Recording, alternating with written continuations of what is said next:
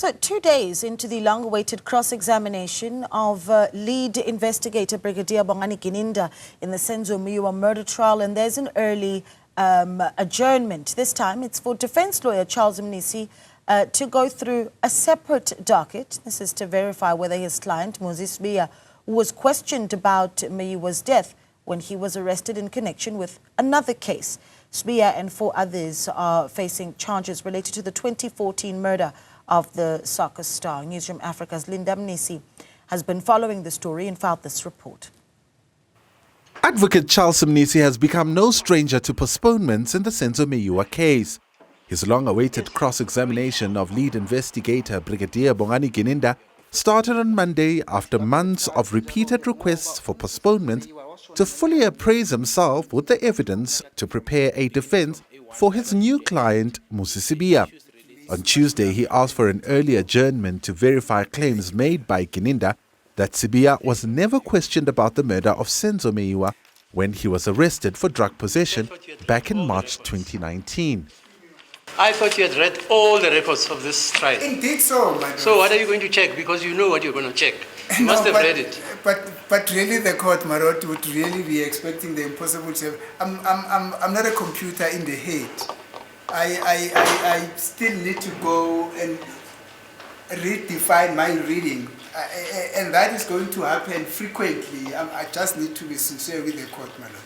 Because I could not have recorded in this little head of mine more than 40,000 pages of information. My head would have busted.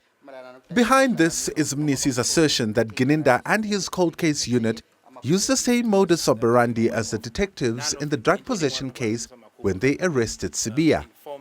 And upon his arrest, he was then taken to Chlorkop. Yes. I think that is where the offices of these people who arrested him were, I would assume, because they were just officers, they are according to him.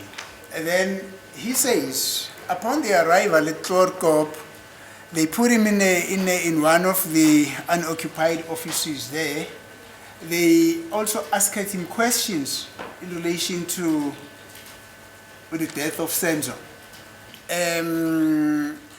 When he informed them that he knows nothing about this, they then started to assault him. Among some of the people that Mnisi say were present are senior police officers, including Warrant Officer Makubo, who is a former investigator in the Meyiwa case, and Zungu, who is the state star witness. Gininda says there's no evidence to support Sibiya's claim. So, my lord, insofar as the Tembisa case 217, because I want to start there, Tembisa 217 of 3/2019. So there is no statement that implicates or suggests that accused number 1 was questioned about this case. In other words, or that he was arrested for the matter before court and that he was then taken through interrogation or interviews insofar as that docket is concerned. There's no such statement, my lord. What is contained in that docket, my lord, from the beginning, from A1 right up to the end, is the issues relating to drugs, and up to the time that the case went cold, we came on the picture. The case was reopened. It went through the trial process with I don't mean to defame the accused, but he was convicted for those charges and not the matter relating to this matter. For the charges, when I say those charges, I'm referring to the charges of possession of drugs and ammunition. That is the conviction or announcement that was announced by the court, my lord, in Tembisa. Mnisi will go through the drug possession docket to verify this denial and will continue with this point on Wednesday. For Newzroom Afrika on Channel 405, I'm Mnisi at the High Court in Pretoria.